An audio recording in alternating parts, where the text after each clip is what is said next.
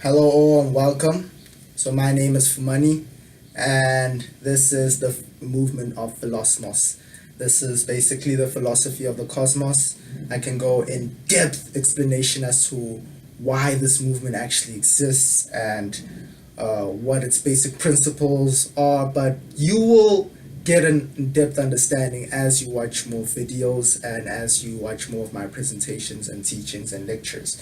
But this is basically the philosophy of the cosmos based on basic observations, objective observations, may I add, in which we just perceive life, the universe, and the nature of events, circumstances, and the internal world, and basic philosophies that every organism needs to run in order to run by, to be operating in the background to ensure that there's an equilibrium in experience, meaning there's contentment and happiness and peace, no longer the struggle and suffering that has been kind of the bread and butter of human experience. But now we're moving into a new age, and that's why I'm talking about creating change. This is my first YouTube video, guys, and of course, this will be my first topic. Now, there are myriads of ways in which we can look at change. There's a whole large spectrum in which we can look at change. But I'm going to approach it in a dualistic point of view so that I can make this understandable to the average listener. There's a good change and then there's a bad change, okay? So I'm more orientated on the good change, and not because I prefer the good because the good is better than the bad. No, I'm just making observations in nature. Every organism has a genetic design to grow, and in growth comes growth in knowledge, growth in experience, and growth in understanding. And that is more orientated in the positive, because negative experiences are more contracting. It's not something that is growing, it's something that contracts and eventually dissipates into non-existence. But the first principle that I would like to talk about, in which, if we truly understand this, will change your life, everything in it, your marriage, your business, relationships, everything, is present moment, the present moment. Understand that your purview of reality, okay, is always fixated in the present moment. We have this misconception that this moment right now, as you're listening to this moment right now is actually fragmented from the future and disconnected from the past. That's an optical illusion. That's in the way we're looking at it. Past and future always fold back into the present moment. Anytime you have a memory, it always folds back into the present moment. Every time you have a future expectation, it always folds back into the present moment. That is the ground of experience.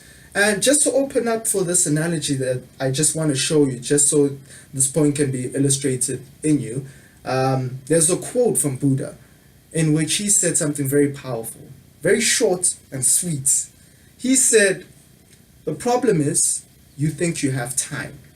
And what he meant by this was, okay, so we have the past, we have the present, and we have the future. So the present is the ground of all experience. It is a platform to which experience occurs. We can, in that ground, in that space, contemplate the future for our future hopes and desires and dreams, but it always folds back to the present moment. And conversely, we can do the same with the past. We can look at our memories and things that we regret and things that we actually enjoyed, but it always folds back into the present moment. Because here's the secret. Here's the secret. Change does not exist in the past. It does not exist in the future. It's something that is already happening right here, right now, in the present moment. The present moment is where change is. So if ever you want to change, understand that the moment, this moment right now, is the opportunity and is the only opportunity. Tomorrow is an illusion existing in your mind. It will not happen. There is no tomorrow. When tomorrow comes, you will still be where you are right now, which is the present moment. Okay, so this I'll elaborate much more in ways in which you can trick reality and manipulate the laws in ensuring that change actually occurs in the most effective way possible. So let me get into the second point now. And the second point is, and what always stands as an architect for change, is your perception. How you perceive the world determines what changes can actually occur in your life.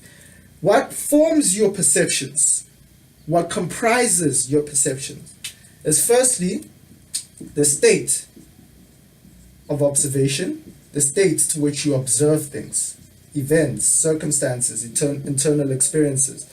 And the state to which you observe something will determine the information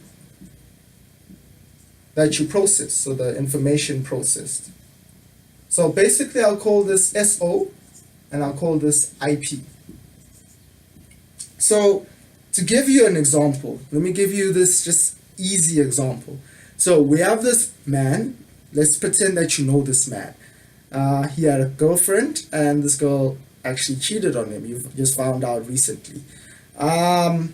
Now, the state to which you observe this will determine the information that you process out of it. So, for instance, let's just say you observed it in the state of sympathy. Then you're going to try find out the qualitative answers to actually why this actually happened. So the questions that you ask, the investigations that you do, or the basic perceptions, the sentences, the words that you're going to look for. After that filtering of that information will determine the information that you process, what you get out of that circumstance, literally. So one way to hack your state of observation is to understand what builds it up. What builds it up is, so there's a SO, it's your bandwidth of thoughts.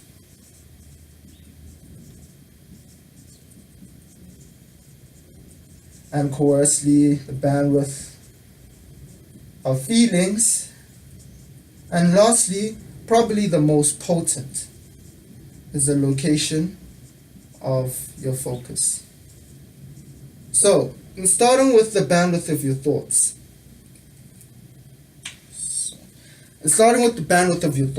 So that's just the momentum to which your thoughts follow, to which steer your conscious attention towards. It is known that we have like 10,000 or even more thoughts in an actual day. We're actually thinking that much in the background of our conscious awareness of the actual thoughts that are actually partaking in that situation. However, there's a bundle, an accumulation of the kind of thoughts that you've been occupying in your consciousness. And they are always perpetuating, they're always molding your perception. And conversely, we can say the same about feelings. There's a certain feeling that you have within the day that you carry with you. And of course, there are fluctuations and changes here and there, but fundamentally you carry that same feeling, which further perpetuates the thought, which goes hand in hand with the perception. So in changing the bandwidth of your thoughts, I know there's this new movement that says that change your thinking.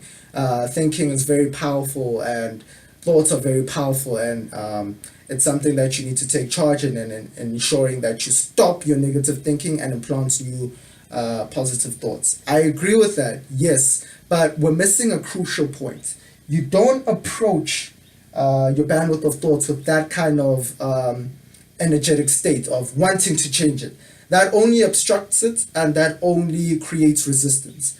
What you need to do is understand something very powerful: the location of your focus. Now, the location of your focus can bypass both your bandwidth of thoughts and both your bandwidth of feelings into a new perception. You're able to untoggle your focus of awareness, okay? So here's consciousness right here. That's conscious attention. And we have the event, the situation, the internal experience that you're having at any given moment. So what the normal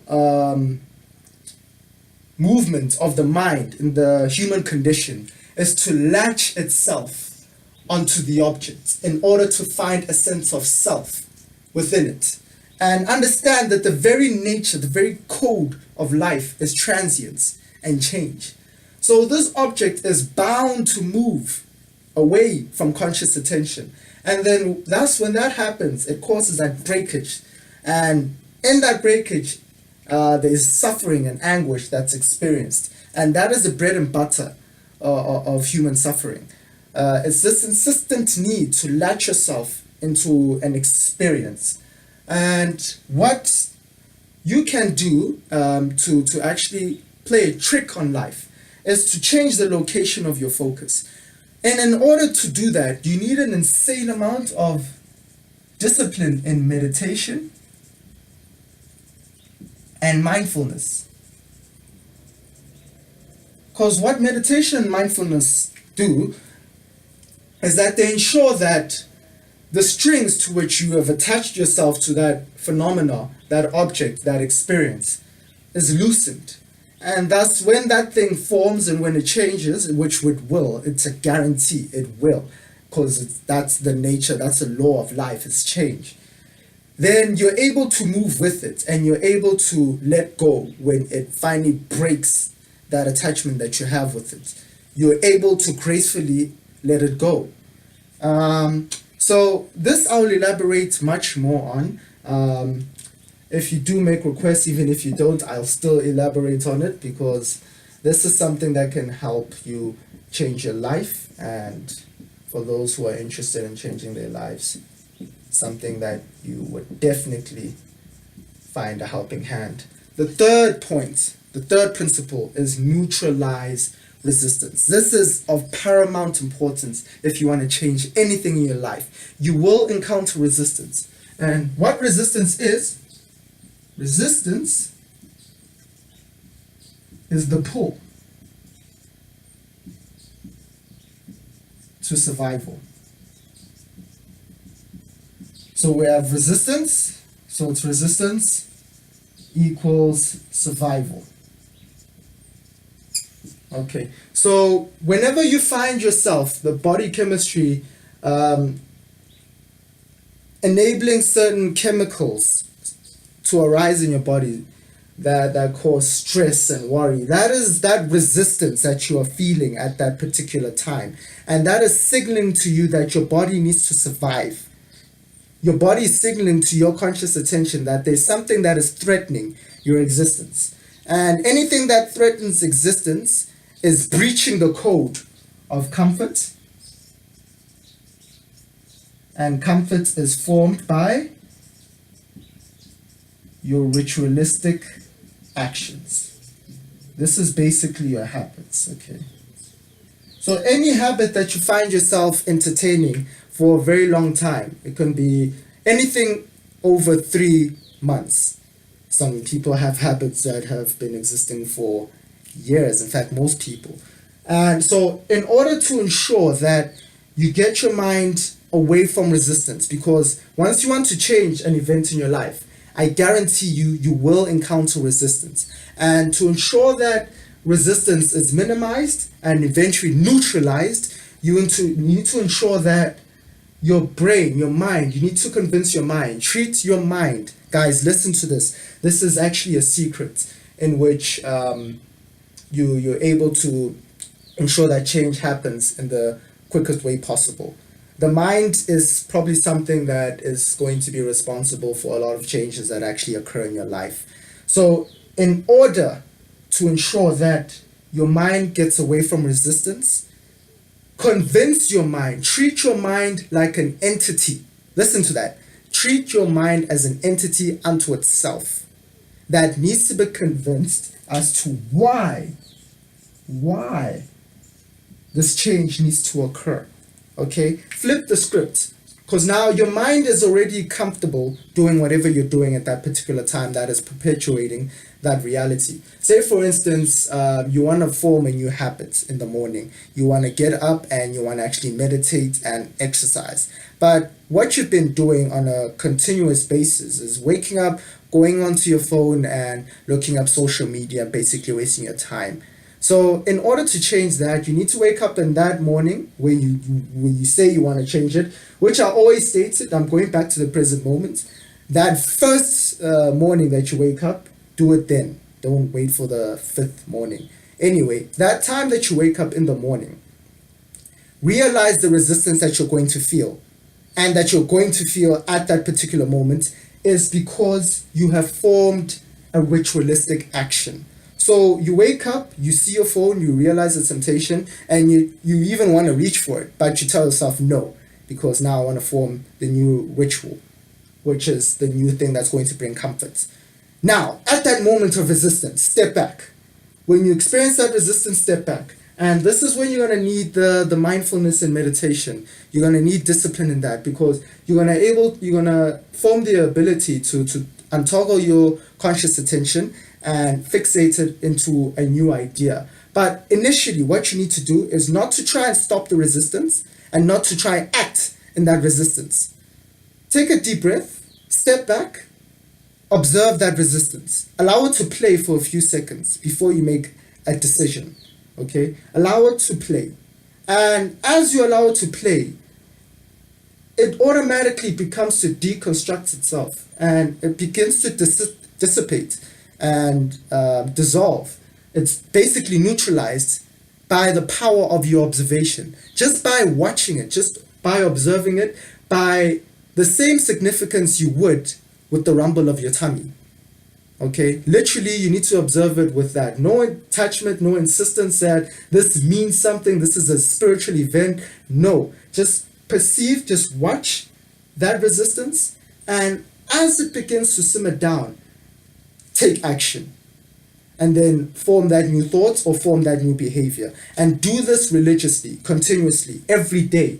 And this will create comfort in your mind. So the trick is to ensure that your mind resists the actions, the thoughts, the feelings that you are participating at in this particular moment.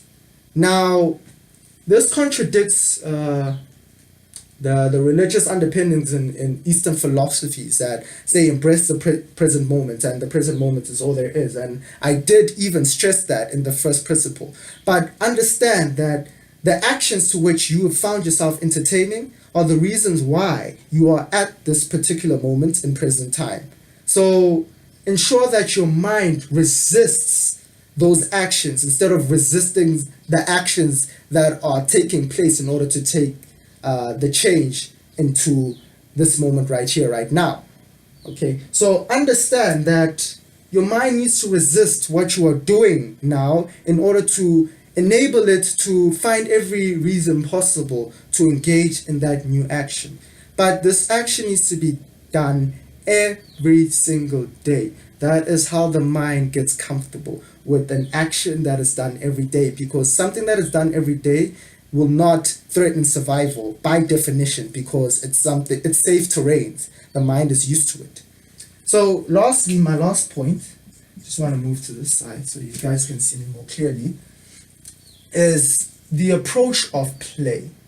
Now, this is probably one of the most important, if not the most important. You need to approach life in the playful manner, the playful approach. And by being playful, just take this analogy. The time when you were a child, I don't know if you play with action figures. I did. I loved action figures. I'd play with them all the time. Why? Because it would enable me to escape the character I'm playing now, and now I'm this new character, this new superhero, and I can do whatever I want at that particular time. And I'm convinced I am that person. So at any given moment, you need to be so open, so malleable that you are able to shift characters and be what the moment calls you to be. And that is when change happens like this at a snap of a finger, when you're more playful. If you study neuroscience, you understand that there are pathways in your brain, and those pathways represent the thoughts, the ideas, the beliefs that you've held for a specific amount of time.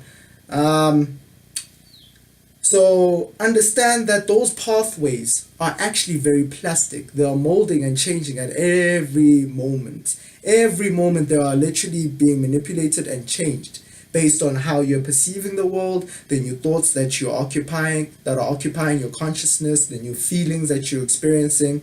These are all changing the wirings of your brain. And once you understand that these things are changing the wirings of your brain, how your brain decodes reality will now be the form to which reality presents itself to you.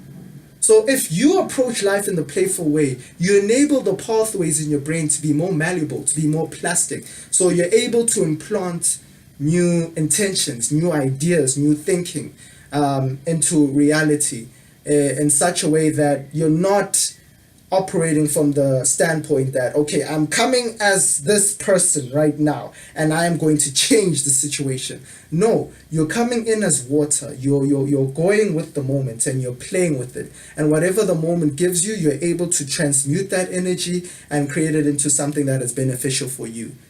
That is the gift of human intelligence. We're able to take something mundane and create something very beautiful. We're able to take something ugly and grotesque and create something stupendous. We're able to do that. And we're able to do that in that playful manner, the creative state. That state in which creativity is born is that playful state where the mind is open to change. And then change then takes its place. And play will ensure that all these things happen with the least resistance. Okay, so I will elaborate on these much more as we go on in this journey and me dropping some YouTube videos for y'all. But I'd just like to say thank you for listening to me, and please do subscribe to my channel. I will blow your mind with more knowledge on the mind, the universe, reality, and everything else. So to end it off, for those who seek no more, or in the present we find it all. Thank you very much.